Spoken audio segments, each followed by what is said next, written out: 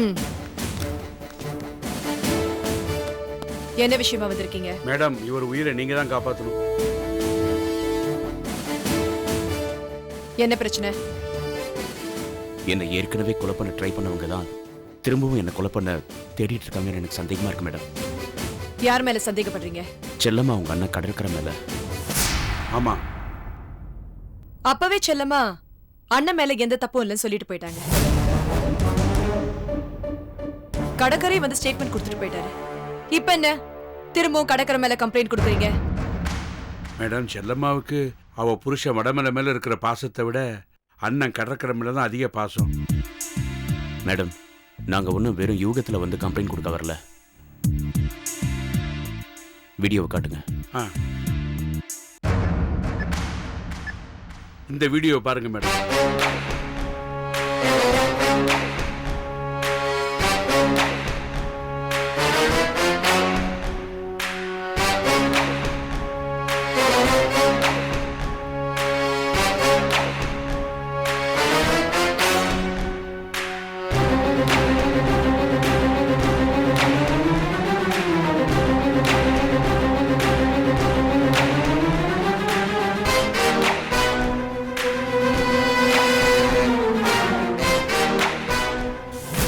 ஆள் பலமும் பணபலமும் உள்ளவங்க, அவங்க என்ன வேணாலும் செய்வாங்க. நீங்க நேர்மையான போலீஸ் அதிகாரி, நீங்க தான் இதுக்கு தகுந்த நடவடிக்கை எடுக்கணும். அந்த கடற்கரை சும்மா விடக்கூடாதுங்க. அவனுக்கு சரியான தண்டனை வாங்கி கொடுக்கணுங்க. நானும் செல்லம்மாவும் கொஞ்ச நாளா பிரிஞ்சு வாழ்ந்துட்டு இருக்கோம். ஏற்கனவே குழந்தை வளர்க்குற விஷயத்துல எனக்கும் செல்லம்மாவுக்கும் ஒரு பிரச்சனை போயிட்டு இருக்கு. இந்த சூழ்நிலையில இந்த ஆதாரம் வேற எனக்கு கிடைச்சிருக்கு. இதுக்கு ஒரு முடிவு நீங்க தான் எடுக்கணும் மேடம். ஆமா. என்னோட உயிருக்கு எந்த நேரத்துல வேணாலும் ஆபத்து வரலாம். சரி, நான் பாத்துக்கிறேன். இப்ப கடற்கரை எங்க இருப்பாரு? அவர் கிரகப்பிரவேச வீட்டுல சந்தோஷமா இருக்காரு. இப்போ அந்த நிகழ்ச்சி முடிஞ்ச உடனே அவர் என்ன வேணாலும் பண்ணுவாரு. இவருக்கு தகுந்த போலீஸ் பாதுகாப்பு கொடுக்கணுமா?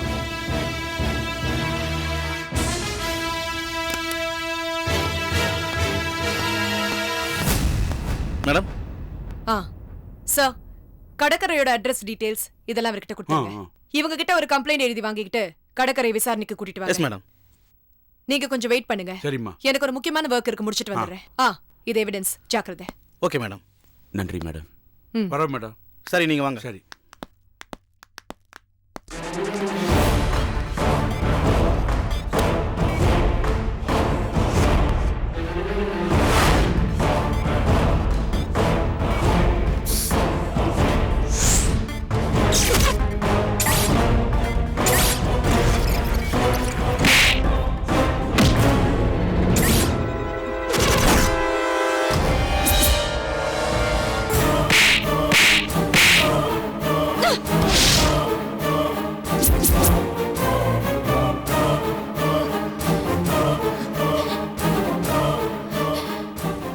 செல்லம்மா,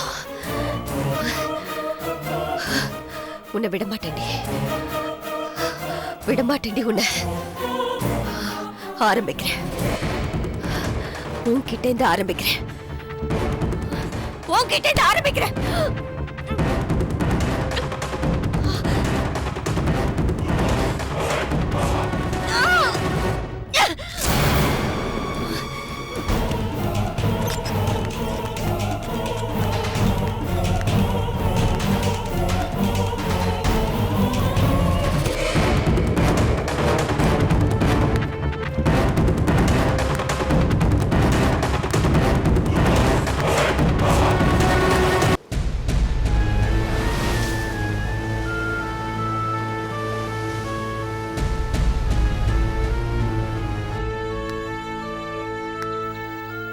என்னங்க, எவ்வளோ நேரம் தான் இப்படியே உட்காந்துருக்கிறது? செல்லம்மா வர மாதிரி தெரியல. நாம கிளம்பிடலாமா?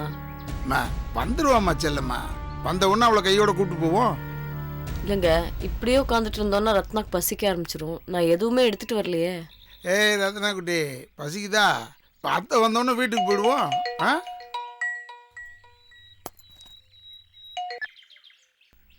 ஹலோ மாப்பிள்ள, எல்லாரும் உங்களுக்காக தான் காத்துக்கிட்டு இருக்கோம். நல்ல நேரம் போறதுக்குள்ள சீக்கிரம் கிளம்பி வாங்க மாப்பிள்ள. இந்த பாருங்க, எத்தனை மணி ஆனாலும் நான் இங்கே வெயிட் பண்ணி செல்லம்மாவை கூப்பிட்டுட்டு தான் வருவேன். அவள் முன்னாடி தான் ரத்னாவை தத்தெடுத்துக்க போகிறேன். மாப்பிள்ள, நாம எல்லாரும் அவ்வளவு தூரம் எடுத்து சொல்லி அவ தானே போயிட்டா. நீங்க போய் அவகிட்ட எதுக்கு கெஞ்சிக்கிட்டு இருக்கீங்க? வீட்டு விசேஷத்துக்குன்னு சொந்த பந்தம் எல்லாரையும் கூட்டிட்டு எல்லாரையும் காக்க வைக்கிறது அவ்வளவு நல்லாவா இருக்கு? அவள் என்னைக்கு வராளோ அன்னைக்கு வச்சுக்கலாம். போன வைங்க. மாப்பிள்ள, என்னடி என்ன சொன்னாரு? இந்தாங்க, அவர் தங்கச்சியை கூட்டிக்கிட்டு தான் வருவாராம்.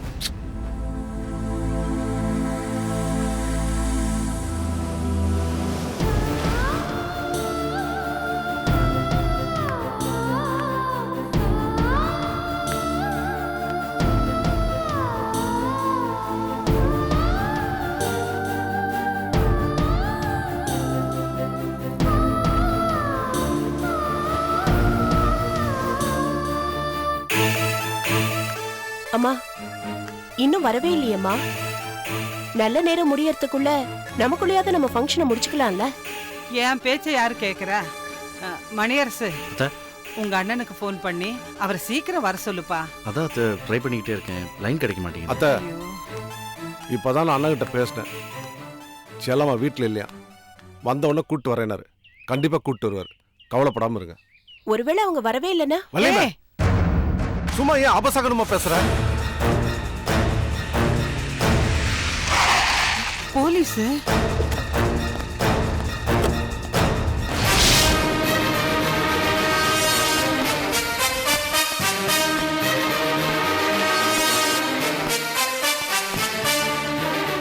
இது மிஸ்டர் கடற்கரையோட வீடு தானே? ஆமாம் சார். ஏன்? அவரை கொஞ்சம் கூப்பிடுங்க. என்ன விஷயமா அண்ணனை பார்க்க வந்திருக்கீங்க? சார், முதல்ல அவரை வர சொல்லுங்க. அவர்கிட்ட என்ன விவரம் சொல்கிறேன். சார், அவர் தான் வீட்டில் இல்லைன்னு சொல்கிறாங்கல்ல, என்ன விஷயம்னு எங்ககிட்ட சொல்லுங்கள். சார், இது ஜஸ்ட் என்கொயரி தான். கமிஷனர் ஆஃபீஸில் கம்ப்ளைண்ட் பண்ணியிருக்காங்க. நாங்கள் அவரை அழைச்சிட்டு போயிட்டு ஒரு 10 நிமிஷத்தில் திருப்பி கொண்டாந்து விட்டுருவோம். அட,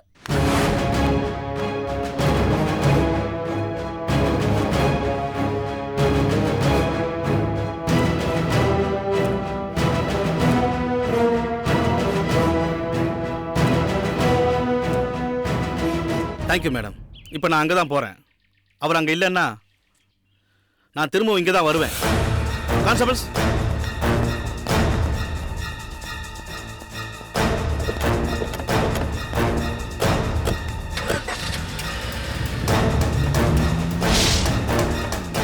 வலிமை, உன்னை யார் அந்த ஆள்கிட்ட அட்ரஸ் சொல்ல சொன்னது? சொல்லலைன்னா அவர் போக மாட்டேன்னு நிக்கிறாருல. என்னங்க, எனக்கு ரொம்ப பயமா இருக்குங்க. மாப்பிள்ளை மேல யாருங்க கம்ப்ளைண்ட் கொடுத்திருப்பா? செல்லம்மா தானே கோவத்துல போயிருக்கா, அவளாதான் இருக்கும். நீ வாயை வச்சுக்கிட்டு சும்மா இருக்க மாட்டியா? சும்மா ஏதாவது பேசிக்கிட்டு. அத்தை, யாரும் பதட்டப்படாமல் இருக்க. மணியரசு, வா, நீ நானும் போய் லாயர்கிட்ட பேசிட்டு அப்புறம் கமிஷனர் ஆஃபீஸ் போய் பார்ப்போம். வா. கவலைப்படாதீங்க சார். அண்ணன் அரெஸ்ட் பண்ணுற மாதிரி இருந்தால் ஜாமீனில் கூட்டு வந்துடலாம். சரி, சரிப்பா, பார்த்து போயிட்டு வாங்க. வராது.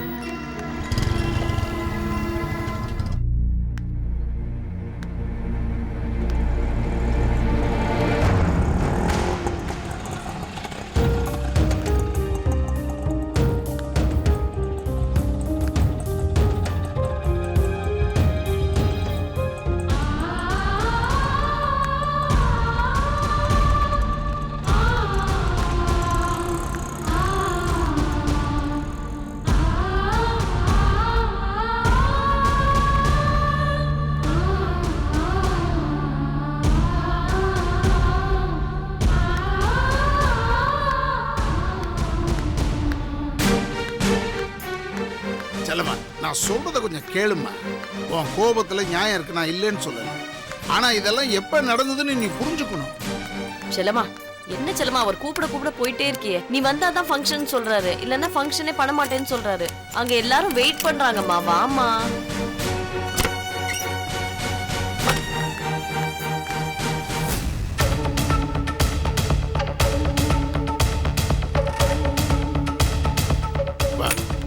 நில்லுங்க.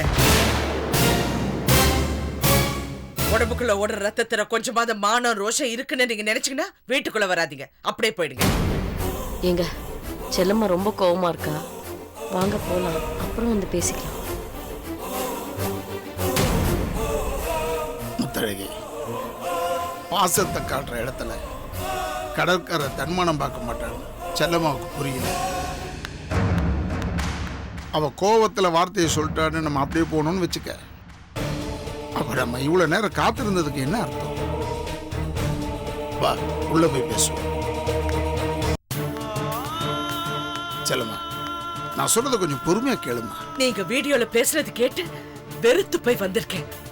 எப்படி என் தங்கச்சி தாலி இறங்கினாலும் பரவாயில்லையா? செல்லம்மா, அந்த ஸ்னேகாவோட கழுத்துல தாலி ஏறக்கூடாது, அண்ணியோட வாழ்க்கை வீணா போயிடக்கூடாது. அது தடுத்தவன்னா நான் தாலி அறுக்கணும்னு உங்களால எப்படி நான் சொல்ல முடியும்? செல்லம்மா, நான் பாவிதான், என்ன மன்னிச்சிரு. அன்னைக்கு எனக்கு கோவத்துல வந்த வார்த்தைக்கு மாதிரி சத்தியமா வடமலையை பழி வாங்கணும்னு நான் நினைக்கலம்மா. என்ன நம்பு. தயவு செஞ்சு இங்க இருந்து போயிடுங்க. உங்க விளக்கம் சமாதானம் எதுவுமே எனக்கு தேவையில்லை.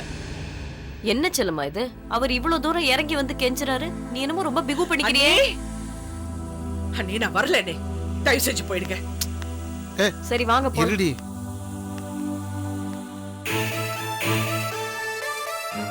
செல்லம்மா, நான் சொன்ன வார்த்தைக்கு ஈடா நான் என்ன செஞ்ச உன் கோவம் அடங்கும்? உன் புருஷன்கிட்ட போய் நான் மன்னிப்பு கேட்கட்டா? சொல்லு செல்லம்மா, சொல்லுமா.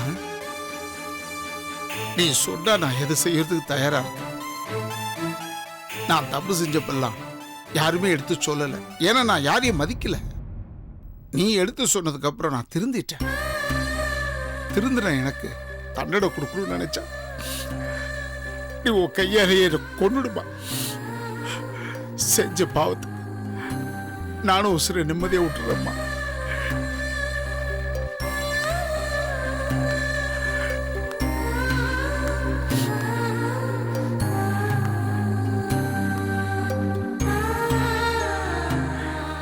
செல்லம்மா, நீ என்ன வெறுத்து ஒதுக்குறத என்னால தாங்கிக்க முடியலம்மா. நான் ஒரு நல்ல அண்ணனாவோ அப்பாவோ நல்ல புருஷனாவோ ஏன் ஒரு மனுஷனா கூட இல்லை. என்னைக்கு நம்ம அம்மா திதியில நம்மள ஒன்னா கூடணுமோ அன்னைக்கு என்ன திருந்திட்டோமா. சொந்த பந்தம் வேணும் நான் துடிக்கிறேன். அதனாலதான் சோழமலையிலிருந்து உன் புருஷ வரைக்கும் விசேஷத்துக்கு போய் வீடு வரைக்கும் நான் போய் கூப்பிட்டேன். நீங்க எதுக்கு அவரை தேடி போனீங்க? சமாதானம் பண்ணி வைக்கலாம் தான். நீ தானே சொன்ன உறவுகள் 1000 தப்பு வந்தாலும் நாம தான் அரவணைச்சு போகணும்னு. தேவையில்லாத வேலையை ஏன் செய்றீங்க? நீங்க அவரை தேடி போட்டது தப்பு. நான் நல்லா இருக்கணும்ன்றதுக்காக முத்தழகிய நீ கூப்பிட்டுட்டு வந்து வீட்டுல வச்சிருக்கிறப்ப நீ நல்லா வாழணும் நான் ஆசைப்பட மாட்டேனா? நீங்க அந்த பேச்சை விடுங்க. உன் புருஷனை கொல்ல சொன்னேன்னு நீ என் மேல கோவப்படுற. உன் புருஷனை வீடு தேடி போய் கூப்பிட்டதுக்கும் என் மேல கோவப்படுற. கொண்டு இருந்தா இப்ப போய் கூப்பிட்டு இருக்க முடியுமா?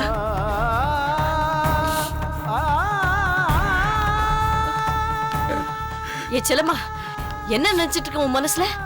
அவரை அழ வைக்கிறியா நீ? நீங்க அழாதீங்க. அவ அப்படிதான். அவ புருஷனை கூப்பிட்டா ஏன் கூப்பிட்டேன்னு கேப்பா, கூப்பிடலன்னா ஏன் கூப்பிடலன்னு கேப்பா. இப்படிதான் முன்னையும் பின்னையும் பேசிட்டு இருப்பா. நீங்க அழாதீங்க, வாங்க வீட்டுக்கு போலாம் வாங்க.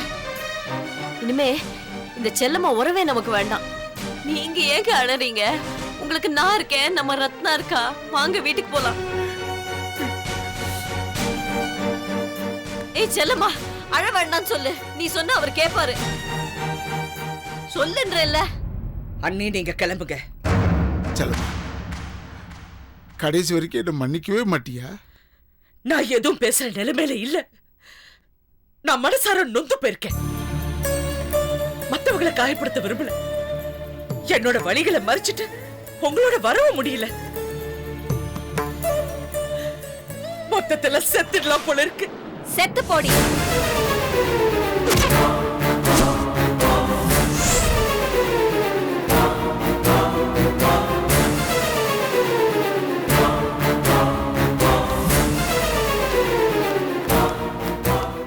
ஸ்னேகா, நான் தான் உன்னை கல்யாணம் பண்ணிக்க மாட்டேன்னு சொல்லிட்டேன்ல. போ, சும்மா இங்க வந்து தொந்தரவு பண்ணிக்கிட்டு. ஆமா, இவர் அப்படியே பெரிய மன்மத. இவரை கல்யாணம் பண்ணிக்கணும் அப்படியே வெறி பிடிச்சு அலையறாங்க. சீ, உன்னை நான் கல்யாணம் பண்ணிக்கணும்னு என்னைக்குமே ஆசைப்பட்டது கிடையாது. அப்படி இருந்து உன் பின்னாடியே துரத்தி துரத்தி உன்னை கல்யாணம் பண்ணிக்கணும்னு வெறி பிடிச்சு அலைஞ்சது எதுக்காக தெரியுமா?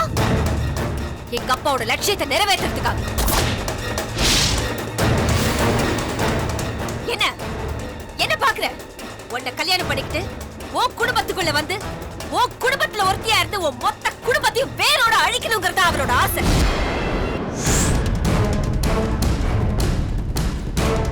ஆவுடைய குடும்பமே அழிஞ்சு போயிடணுங்கிறதா அவரோட லட்சியம். அந்த லட்சியத்துக்கு குறுக்க நிக்கிறது யார் தெரியுமா? யார் தெரியுமா? இவதான்.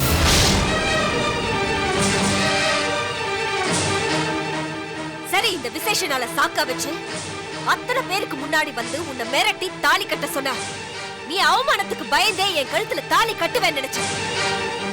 ஆனா அத நடக்க விடாம உன் வீட்டுல இருக்கிற தடியர்களை வச்சு என்ன வெளியில தள்ளி கேவலப்படுத்தி அவமானப்படுத்திட்டான். ஒவ்வொரு தடவையும் என் லட்சியத்தை நிறைவேற்ற விடாம தடுத்து நிறுத்தது இவதான். இவ இருந்தா தானே என் லட்சியம் தடங்கலாகும். இல்லன்னா உன்னை இல்லாமக்கிட்டா நீ இருக்க கூடாது. நீ உயிரோடவே இருக்க கூடாது. செத்து தொலைடி.